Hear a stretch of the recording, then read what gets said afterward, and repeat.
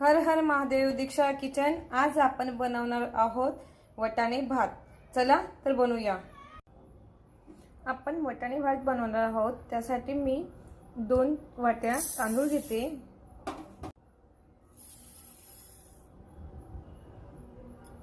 मोठे तांदूळ घ्यायचे। त्यासाठी तांदूळ स्वच्छ 2 पाण्याने धुवून घेऊ आणि तांदूळ धुवून झाल्यानंतर आपण थोडंसं पाणी ठेवू। तांदळावरती येईल इतकं पाणी ठेवायचं आपल्याला। तांदूळ 2 पाण्याने धुवून झाले की इतकं पाणी ठेवलेलं आहे। आपण 15 मिनिट हे असंच राहू देऊ। आपले तांदूळ भिजताय तोपर्यंत आपण मसाला तयार करून घेऊया। एक दालचिनीचा तुकडा घेतला, 6 लवंग घेतले आहेत, 3 वेलदोडे घेतले, 5 काळी मिरी घेतले, 3 हिरव्या मिरच्या घेतल्या आणि थोडंसं अद्रकचा तुकडा घेतला। हे बारीक मिक्सरमध्ये वाटून घेऊ। पाणी घालायचं नाही वाटताना। छान असं आपण वाटून घेतलंय। मी वटाणे भात कुकरमध्ये बनवते, त्यासाठी अगोदर मी थोडंसं तेल घालते। जिरं टाकून घेऊया थोडंसं। जिरं छान होऊ द्यायचं। तेजपान टाकते 2।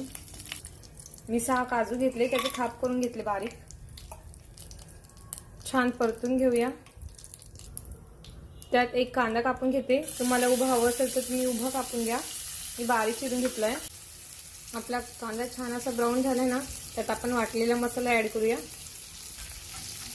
परतून घेऊ छान। भिजवलेले तांदूळ ऍड करूया। मी 1 वाटी फ्रेश वटाणे घेतलेत।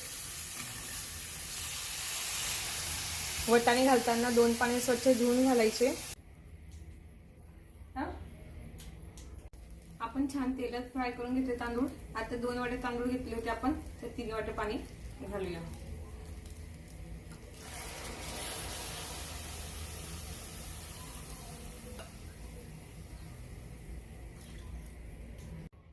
चवीनुसार मीठ घालूया आणि परतून आपण पाणी टाकले 3 वाट्या। छान पाणी आपण थोडंसं कमी होऊ देऊ, उकळ घेऊन एक। आपण 2 वाट्याला 3 वाट्या पाणी घातलंय कुकरमध्ये लावलं म्हणून। आणि तुम्हाला जर कढईत लावायचं असेल तर 2 वाट्याला 4 वाट्या पाणी घाला, म्हणजे आपला भात मोकळा येईल। आपण छान असा उकळ काढून घेतोय भाताला। त्याच्यानंतर थोडं साजूक तूप घालूया। मग 2 मिनिटासाठी आपण छान असं उकळ आणून घेऊ। आपण त्याला उकळ आणून झाल्यावर आपण त्याच्यात थोडं साजूक तूप घालू।